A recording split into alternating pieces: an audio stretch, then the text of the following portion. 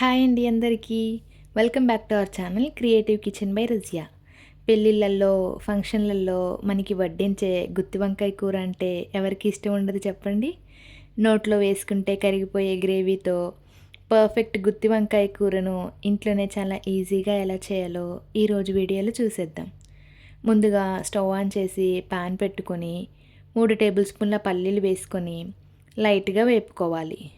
ఆ తర్వాత 1 table spoon ధనియాలు, 1 టేబుల్ స్పూన్ నువ్వులు, 2 టేబుల్ స్పూన్ల ఎండు కొబ్బరి పౌడర్ వేసి ఒకసారి కలిపిన తర్వాత 3 యాలకులు, 4 లవంగాలు, చిన్న దాల్చిన చెక్క ముక్కలు వేసి మంటని సిమ్‌లో పెట్టి దోరగా వేయించుకొని చల్లారిన తర్వాత పౌడర్ చేసి పక్కన పెట్టుకోవాలి.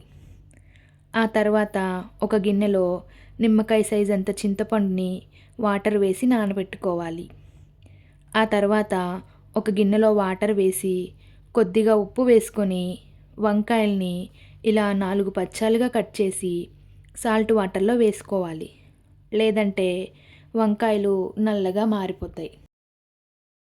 ఇప్పుడు స్టవ్ ఆన్ చేసి పాన్ పెట్టి కొద్దిగా ఆయిల్ వేసుకొని ముందుగా కట్ చేసుకున్న వంకాయలన్నీ వేసి ఫ్రై చేసుకోవాలి. ఈ వంకాయలు వేగేలోపు స్టఫింగ్‌కి కావాల్సిన మసాలాని ప్రిపేర్ చేసుకుందాం. ముందుగా మిక్సీ చేసుకున్న పౌడర్లో ఒక చిన్న ఉల్లిపాయ ముక్కలు, 8 వెల్లుల్లి రెబ్బలు, ఒక చిన్న టమాటా ముక్కలు, అలాగే 2 టేబుల్ స్పూన్ల కారం, రుచికి సరిపడినంత ఉప్పు, హాఫ్ టేబుల్ స్పూన్ పసుపు వేసి కొద్దిగా వాటర్ వేసుకొని మెత్తగా పేస్ట్ చేసి పక్కన పెట్టుకోవాలి. వంకాయలైతే చక్కగా ఫ్రై అయ్యాయి. మరీ ఎక్కువసేపు ఫ్రై చేయాల్సిన పని లేదండి. ఇలా ఫ్రై అయిన వంకాయల్ని ఒక ప్లేట్‌లో తీసుకొని పక్కన పెట్టుకోవాలి. ఇప్పుడు ముందుగా ప్రిపేర్ చేసుకున్న మసాలా పేస్ట్‌ని వంకాయల మధ్యలో స్టఫ్ చేసుకోవాలి.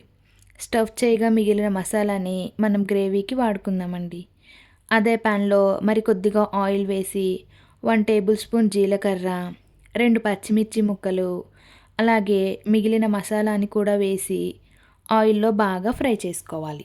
ఆ తర్వాత కొద్దిగా కరివేపాకు వేసి మరొక 5 నిమిషాల పాటు ఫ్రై చేసుకోవాలి. ఇలా గ్రేవీలోని పచ్చివాసన పోయి ఆయిల్ పైకి తేలుతున్నప్పుడు చింతపండు పులుసు పోసి ఒకసారి బాగా కలుపుకోవాలి. ఇలా ఒకసారి బాగా కలిపిన తరువాత గ్రేవీ చిక్కదనానికి సరిపడా వాటర్ వేసుకొని ఒక 3 నిమిషాల పాటు ఉడికించుకోవాలి.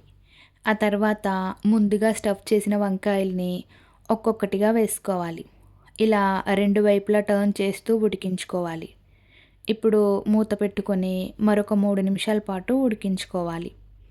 చూసారు కదా, గ్రేవీ చిక్కబడి ఆయిల్ అయితే సెపరేట్ అవుతుంది.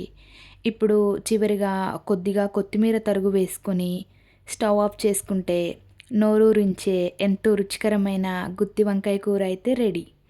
ఈ వీడియో నచ్చితే ప్లీజ్ లైక్ అండ్ షేర్ చేయండి. ఇలాంటి మరిన్ని టేస్టీ రెసిపీస్ కోసం మన ఛానల్ని ఇప్పుడే సబ్స్క్రైబ్ చేసుకోండి. Thanks for watching. బాయ్ అండి.